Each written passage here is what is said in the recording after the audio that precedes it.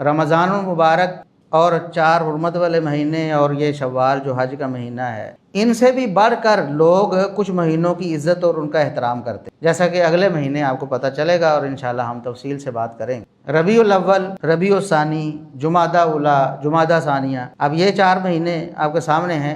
ان کی کوئی بھی فضیلت کسی صحیح حدیث میں وارد نہیں، کوئی ایک بھی حدیث، رسول اللہ صلی اللہ علیہ وسلم کا ایک بھی فرمان اس حوالے سے ثابت نہیں ہے کہ ان مہینوں کی کوئی بھی فضیلت ہو، لیکن لوگوں نے فضیلتیں گھڑ لی ہیں۔ آپ دیکھیں گے اگلے مہینے میں ربیع الاول میں کہ لوگ اس کی فضیلت اتنی بڑھائیں گے، اتنی بڑھائیں، حالانکہ کوئی فضیلت نہیں کسی حدیث میں۔ فضیلت ہوتی تو رسول اللہ صلی اللہ علیہ وسلم بیان کرتے، صحابہ اس کی قدر کرتے۔ منگل کا دن بڑا مشکل اور بھاری ہوتا ہے، مانگنے والے بھی آوازیں لگا رہے ہوتے ہیں کہ منگلوار سروں ٹلے پار۔ صبح صبح آپ دکاندار کے پاس جائیں نا جی ادھار دے دیں تو وہ منہ بنا لیتا ہے، صبح صبح ادھار لین آ گئے ہو، کہتا جی اگر میں نے صبح صبح ادھار دیا نا تو سارا دن ادھار ہی چلتا رہے گا۔ بھئی یہ کہاں سے تصور آپ نے لیا؟ نفع دینے والا، کاروبار چلانے والا اللہ ہے، سارا دن آپ نقصان میں رہیں، آخری لمحے اللہ آپ کو ایسا نفع دے دے، اللہ قادر ہے۔ سارا دن آپ ادھار نہ کوئی بھی لینے نہ آئے، شام کو آپ کا نقصان ہو جائے، نہیں ہوتا ایسا؟ کیا لوگ لوٹ نہیں جاتے راتوں کو؟ اگر آپ ادھار دے رہے ہیں یہ احسان ہے کسی کے ساتھ، اس سے آپ کے نفع نقصان کا کوئی تعلق نہیں ہے۔ ہاں آپ یہ سمجھتے ہیں کہ ادھار دے کے لوگ واپس، ادھار لے کے واپس نہیں دیتے، آپ اپنے کاروبار میں ادھار رکھتے نہیں، یہ الگ مسئلہ ہے، لیکن ادھار کو نحوست سمجھ لینا کہ صبح صبح اگر دے دوں گا تو یہ ہو جائے گا، صبح صبح فلاں شخص مل گیا تو ایسا ہو جائے گا، فلاں دن ایسا ہو گیا تو ایسا ہو جائے گا، نہیں، ایسا کوئی تصور اسلام میں نہیں ہے۔ اسلام خالص اللہ کی توحید کی دعوت دیتا ہے، خالص اللہ پر توکل کرنے کی دعوت دیتا ہے۔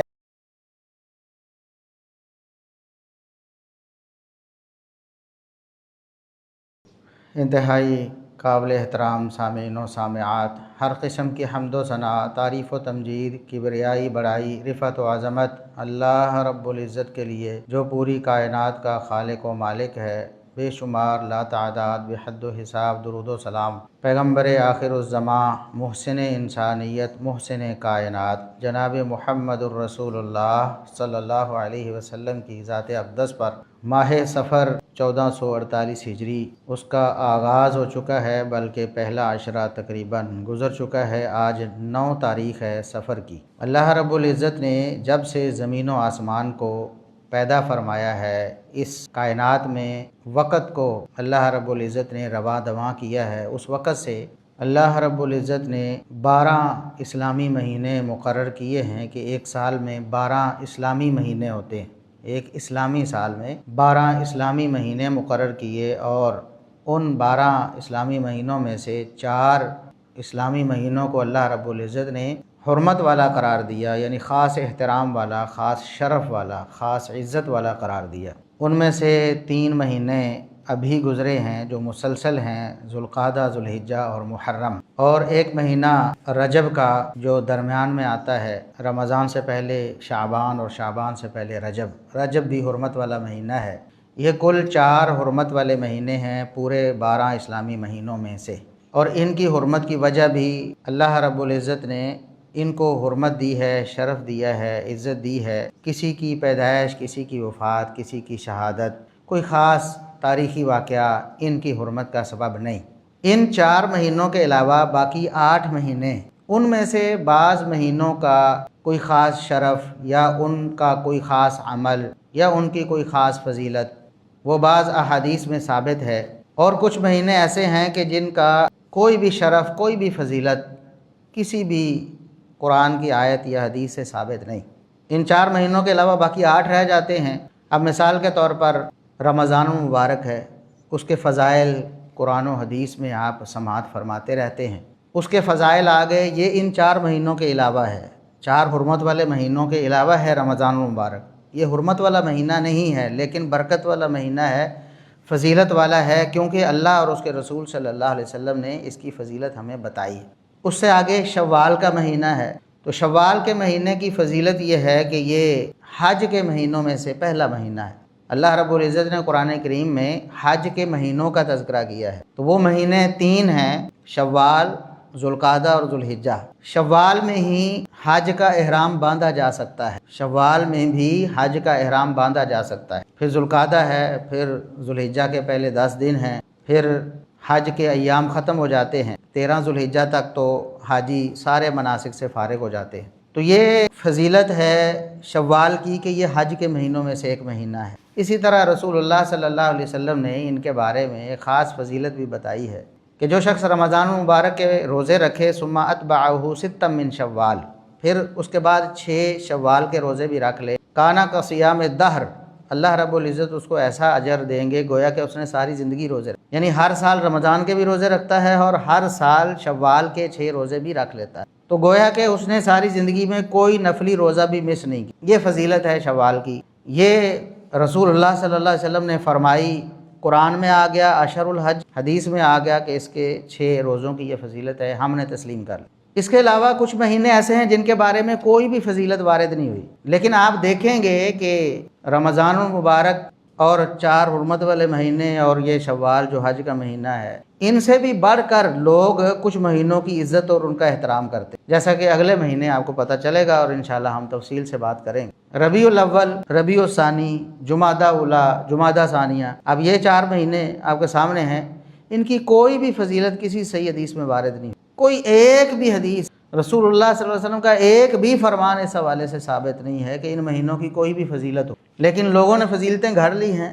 آپ دیکھیں گے اگلے مہینے میں ربیع الاول میں کہ لوگ اس کی فضیلت اتنی بڑھائیں گے، اتنی بڑھائیں، حالانکہ کوئی فضیلت نہیں کسی حدیث میں، فضیلت ہوتی تو رسول اللہ صلی اللہ علیہ وسلم بیان کرتے، صحابہ اس کی قدر کرتے، اس پر عمل کرتے، ایک بھی بات اس بارے میں ثابت نہیں ہے، لیکن سب مہینوں سے بڑھا چڑھا کر اس کو وہ عزت دیں گے اور احترام دیں گے اور اس کی قدر کریں گے، حالانکہ یہ شریعت کی مخالفت ہے۔ ربیع الثانی ہے، جمادی اولی ہے، جمادی ثانیہ ہے۔ شعبان کا مہینہ ہے، اس کے بارے میں رسول اللہ صلی اللہ علیہ وسلم نے فضیلت بیان کی ہے۔ ایک تو شعبان میں رسول اللہ صلی اللہ علیہ وسلم کثرت سے روزے رکھتے تھے، جتنے روزے نفلی شعبان میں آپ صلی اللہ علیہ وسلم رکھتے کسی مہینے میں نہیں رکھتے، اور دوسرا رسول اللہ صلی اللہ علیہ وسلم نے فرمایا کہ شعبان میں انسانوں کے اعمال اللہ کے ہاں پیش ہوتے، لہٰذا لوگ اس میں غفلت نہ برتیں، زیادہ سے زیادہ نیک اعمال کریں تاکہ جب ان کا نامہ اعمال اللہ کے ہاں پیش ہو تو وہ اس وقت اللہ کی رضا والے اعمال کر رہے ہوں، یہ بھی فضیلت ثابت ہو۔ باقی مہینوں کی،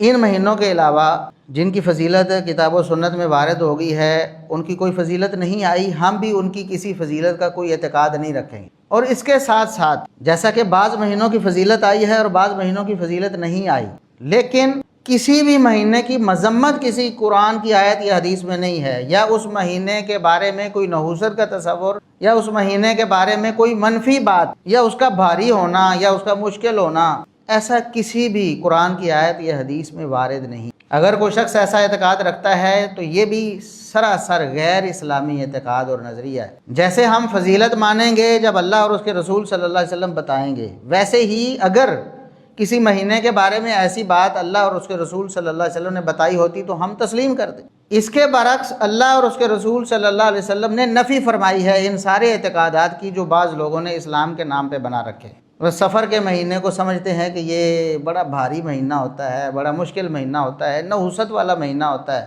اس میں بے برکتی ہوتی ہے، اس میں کام یا کاروبار شروع نہیں کرنا، اس میں مکان بنانا شروع نہیں کرنا، اس میں شادی نہیں کرنی ورنہ گھر اجڑ جائے گا۔ اس طرح کے سارے تصورات نہ صرف غیر ثابت ہیں بلکہ غیر اسلامی ہیں اور اللہ اور اس کے رسول صلی اللہ علیہ وسلم کی تعلیمات کے خلاف ہیں، اللہ اور اس کے رسول صلی اللہ علیہ وسلم کی نافرمانی پر مبنی۔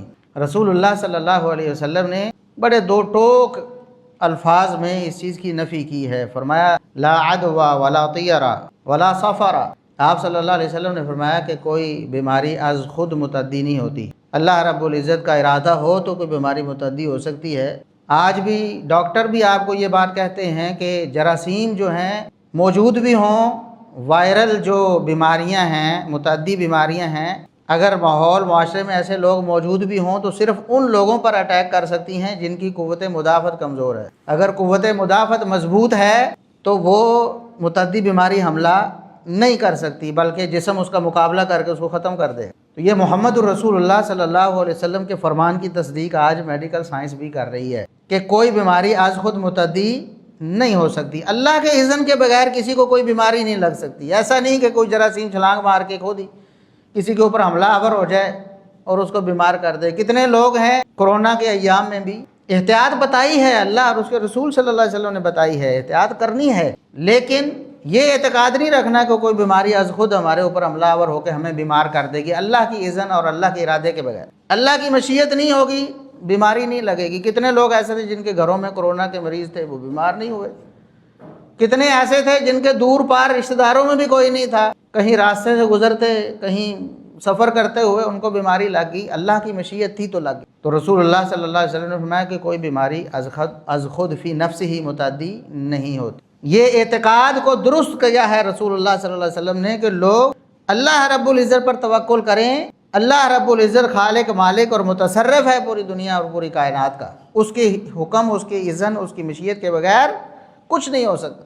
ولا طیرہ، فرمایا کوئی کسی قسم کی بدشگونی کی کوئی اجازت نہیں اسلام۔ دور جاہلیت میں لوگ بدشگونی سے کام لیتے تھے نا، نحوست کہتے تھے، فلاں چیز میں نحوست ہوتی ہے، فلاں پرندے میں نحوست ہوتی ہے، فلاں جانور میں نحوست ہوتی ہے، فلاں شخص میں نحوست ہے جی، فلاں شخص ہمیں مل گیا صبح صبح کالے منہ والا مل گیا ہے جی، اب تو ہمارا سارا دن نعوذ باللہ ایسا گزرے گا۔ یہ نحوست کا تصور غیر اسلامی، اس کی نفی کر دی اسلام نے، قطعی طور پر روک دیا، ایسا کوئی سوچ بھی نہیں سکتا، بولنا تو دور کی بات۔ اسی طرح کسی دن میں، کسی مہینے میں، کسی وقت میں کوئی بھی نحوست کا کوئی تصور نہیں ہے۔ ہمارے ہاں لوگ کہتے ہیں جی منگل کا دن بڑا بھاری ہوتا ہے، منگل کا دن بڑا مشکل اور بھاری ہوتا ہے، مانگنے والے بھی آوازیں لگا رہے ہوتے ہیں کہ منگل بار سروں ٹلے پار۔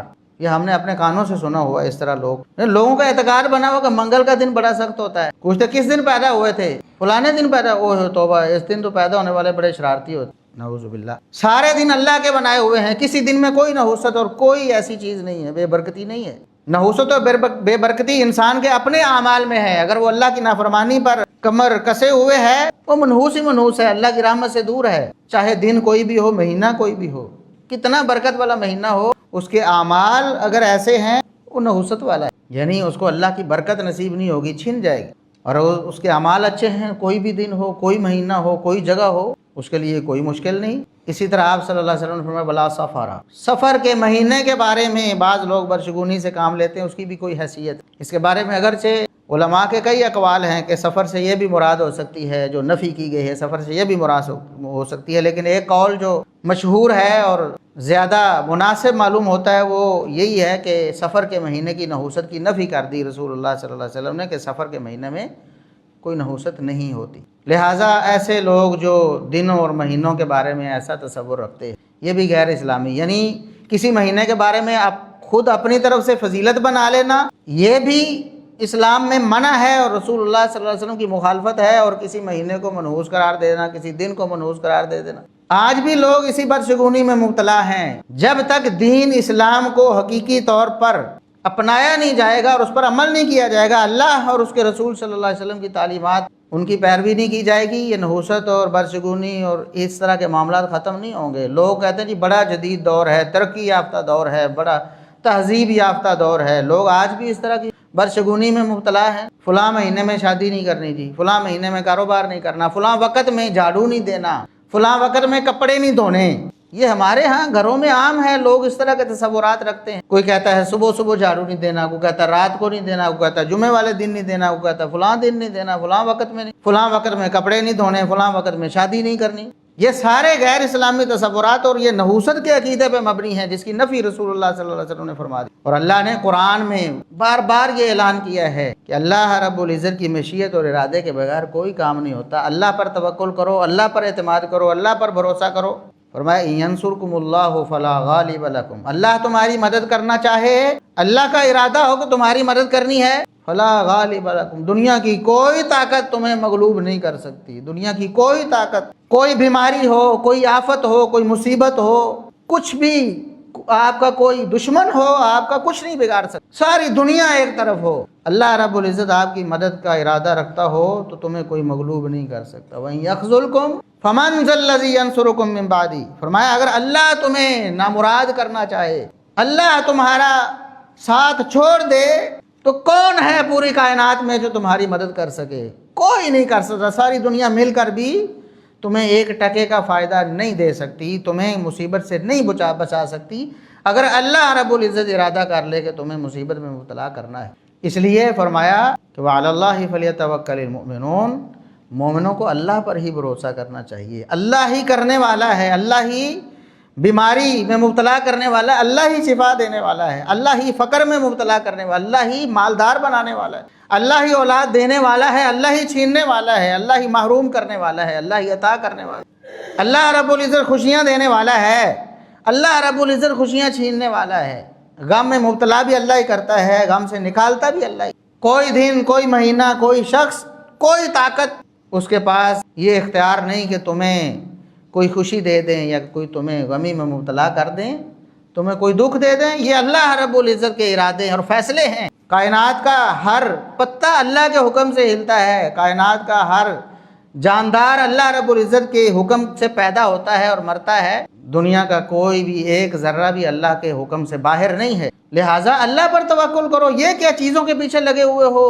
لوگ جانوروں سے ڈر رہے ہیں جی، کالا کتا، کالی بلی جو راستے میں آ گئی ہے تو اب ہو پتہ نہیں کیا ہو جائے گا۔ کوا آ گیا جی، وہ منڈیر پہ بیٹھا ہے ہمارے، وہ گھر میں بیٹھ گیا ہے، اب پتہ نہیں کیا ہونے والا۔ اس طرح کے تصورات، فلاں جسم کے فلاں جگہ پہ خارج ہو جائے تو یہ ہونے والا ہے، یہ کہاں سے تصورات آئے ہیں؟ اسلام تو ان کی نفی کرتا ہے۔ اس لیے سفر کے مہینے میں لوگ کہتے ہیں آخری بدھ جو ہے نا وہ سفر کا بڑا وہ ایسا ہوتا ہے، بڑی مشکل اور مصیبت والا ہوتا ہے، یا آخری بدھ جو ہے نا وہ ساری مصیبتیں ٹلنے والی ہوتی ہیں، اس بدھ کو یہ نماز پڑھو، یہ کام کرو، یہ طریقہ اختیار کرو۔ اللہ کے رسول صلی اللہ علیہ وسلم نے ساری زندگی ایسی کوئی تعلیم نہیں۔ ایک جھوٹی روایت، من گھڑت گپ، جس کو محدثین نے صدیوں پہلے بتا دیا امت کو کہ یہ گپیں کسی نے گھڑ کر اسلام میں داخل کرنے کی کوشش کی، اپنے آپ کو بچاؤ۔ آج بھی لوگ اپنی کتابوں میں درج کر رہے ہیں اور جاہل لوگوں کو یہ تحفے دے رہے ہیں کہ دیکھو جی رسول اللہ صلی اللہ علیہ وسلم نے یہ فرمایا۔ جھوٹ اللہ کے رسول صلی اللہ علیہ وسلم کی طرف منسوب کیا کہ آپ نے فرمایا کہ جو شخص سفر کے مہینے کے گزر جانے کی مجھے اطلاع دے گا میں اسے جنت کی بشارت دوں۔ تو پتہ چل گیا سفر کا مہینہ مطلب بڑا بھاری ہوتا ہے، بڑا منحوس ہوتا ہے، بڑا بے برکت ہوتا ہے۔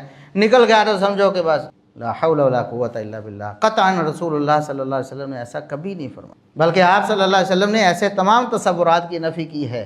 توحید، اللہ پر توکل، یہ ساری تعلیمات بار بار کتاب و سنت میں وارد ہوئی ہیں، اور ان کا بنیادی نقطہ یہ ہے کہ انسان ہر نفع و نقصان اللہ رب العزت کے ساتھ جوڑیں، اللہ سے مانگیں۔ نفع دینے والا اللہ ہے، نقصان دینے والا اللہ ہے۔ اگر نقصان آیا ہے اللہ سے رجوع کریں، اللہ ہی اس نقصان کو ٹالنے والا ہے۔ نفع بھی اللہ رب العزت دینے والا ہے۔ اگر اللہ دے رہا ہے پھر بھی اللہ رب العزت کے سامنے جھکے رہیں کہ اللہ رب العزت کبھی بھی واپس لے سکتا ہے، محروم کر سکتا ہے۔ سب کچھ کرنے والی اللہ ہی کی ذات ہے، کسی شخص میں، کسی چیز میں، کسی جاندار میں، کسی جانور میں، کسی دن میں، کسی مہینے میں ایسی کوئی صلاحیت نہیں ہے۔ نفع و نقصان کا مالک اللہ رب العزت۔ آج ہمارے ہاں کئی دفعہ بیان ہوا، ابھی بھی آپ دیکھیں صبح صبح آپ دکاندار کے پاس جائیں نا جی ادھار دے دیں تو وہ منہ بنا لیتا ہے، صبح صبح ادھار لینا آ گئے ہو، کہتا جی اگر میں نے صبح صبح ادھار دیا نا تو سارا دن ادھار ہی چلتا رہے گا۔ بھائی یہ کہاں سے تصور آپ نے لیا؟ یہ جہالت ہے، یہ جہالت ہے۔ آپ نے یہ کہہ دیا کہ وہ اگر صبح ادھار دے دیں گے سارا دن ادھار چلے گا۔ کس نے کہا؟ آپ نفع دینے والا، کاروبار چلانے والا اللہ ہے۔ سارا دن آپ نقصان میں رہیں، آخری لمحے اللہ آپ کو ایسا نفع دے دے، اللہ قادر ہے۔ سارا دن آپ ادھار نہ کوئی بھی لینے نہ آئے، شام کو آپ کا نقصان ہو جائے، نہیں ہوتا ایسا کیا؟ لوگ لٹ نہیں جاتے راتوں کو دکان بند کرتے ہوئے؟ دکان بند کرنے کے بعد بھی نقصان ہو جاتا ہے۔ نفع نقصان اللہ کے پاس ہے۔ یہ تصور رکھ لیا کہ صبح ادھار دیا تو ایسے ہو جائے۔ اگر آپ ادھار دے رہے ہیں یہ احسان ہے کسی کے ساتھ، کوئی تنخواہ دار ہے یا کسی کی مجبوری ہے، وہ کہتا ہے اتنے دن بعد دے دوں گا، آپ نے اس کے ساتھ تعاون کیا ہے، اللہ اس کا اجر دے گا آپ کو۔